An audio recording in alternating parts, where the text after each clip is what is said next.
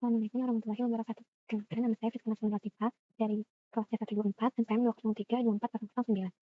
Saya di sini akan mempresentasikan hasil analisis penilaian prestasi atau studi kelayakan usaha unit Baji Es Krim untuk kuliah Ekonomi Karena Ekonomi Teknik dan Kelompok Kepala Project PMM. Saya di sini akan membahas kurang lebih mengenai latar belakang dan ringkasan eksekutif. Jadi usaha unit Baji Es Krim ini merupakan usaha atau bisnis kecil yang dijalankan oleh mahasiswa secara daring atau online dengan modal di bawah 500.000. Lalu usaha ini memanfaatkan alat dapur pribadi, promosi gratis media sosial, dan konsep made by order agar efisien dalam produksi dan biaya. Keunggulan utama usaha ini adalah biaya produksinya yang rendah karena penggunaan alat dapur pribadi, sistem PO untuk menghindari bahan terbuang, dan promosi digital tanpa biaya yang besar. Selain aspek kreativitas yang ada pada usaha ini juga digunakan untuk mempelajari penerapan konsep ekonomi teknik dan studi kelayakan bisnis seperti perhitungan present value, internal rate of return atau IRR, dan payback period atau PBP. Melalui perhitungan ini, diharapkan dapat memahami bagaimana menganalisis investasi kecil secara profesional dan agar dapat melihat sejauh mana bisnis usaha ini masih layak dijalankan.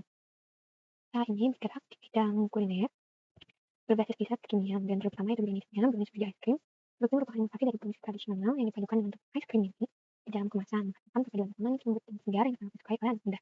Usaha ini mengutamakan keunikan rasa, kemasan praktis, serta penampilan yang menarik untuk pemasaran digital. Produk dijual secara PO atau pre-order, berproduksi lebih efisien dan bahan tidak terbuang. Produksi ini mengutamakan keunikan rasa, kemasan yang praktis, serta tampilan yang menarik untuk pemasaran digital. Produk brownies Baji Es Krim ini memiliki potensi pasar yang sangat besar di kalangan remaja dan dewasa, yakni pelajar atau anak-anak, juga mahasiswa. Agar bisnis dapat bertahan lama, saya menerapkan strategi yang digunakan meliputi strategi produk, harga, promosi, dan distribusi atau 4P marketing mix. Strategi produk ini kurang lebih fokus pada kualitas rasa brownies yang ada. Lalu strategi harga yang ditetapkan itu murah, dan strategi promosi menggunakan media sosial seperti Instagram dan WhatsApp untuk menjangkau target pasar. Lalu konten promosi berupa video pembuatan, testimoni pelanggan, dan foto produk dengan pencahayaan menarik. Memberikan promosi awal kepada teman kampus bentuk word of mouth marketing. Lalu strategi distribusi penjualan dilakukan secara online melalui sistem pre-order secara kita, penerimaan dilakukan melalui sistem COD, cash on delivery di area kampus atau di area rumah. Lalu investasi awal yang kurang lebih sudah saya hitung itu sebesar 150.000. Dan awal lalu proyeksi arus kasnya akan biaya operasionalnya kurang lebih sebanyak 60% dari pendapatan. Lalu pendapatan bersihnya rata-rata per tahun itu 300 sampai 500.000.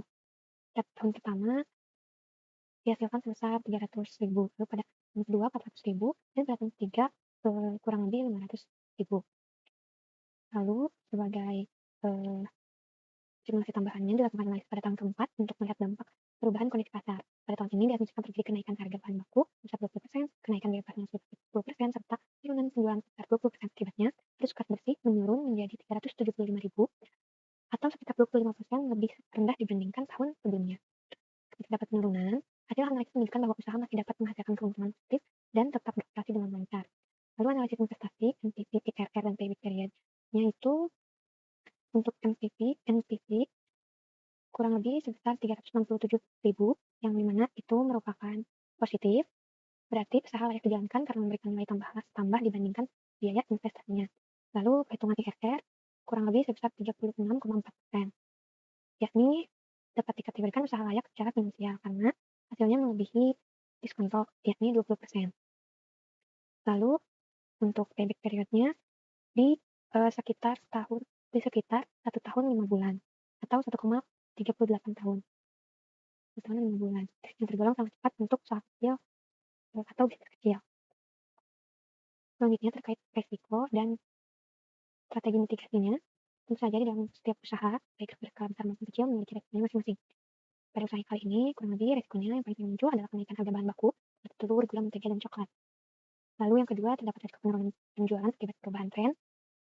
Lalu yang ketiga, resiko operasional dapat muncul dari keterbatasan alat dan tenaga kerja, karena alatnya pribadi dan tenaga kerjanya hanya saya seorang. Lalu yang keempat, terdapat resiko promosi dan pemasaran digital.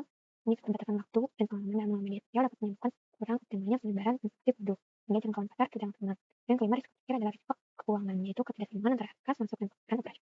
Tapi di luar itu, ada strategi penanggulangan resikonya, yakni untuk menghindari kenaikan harga bahan baku, kita atau saya melakukan pengendalian grosir dalam jumlah kecil ketika harga stabil.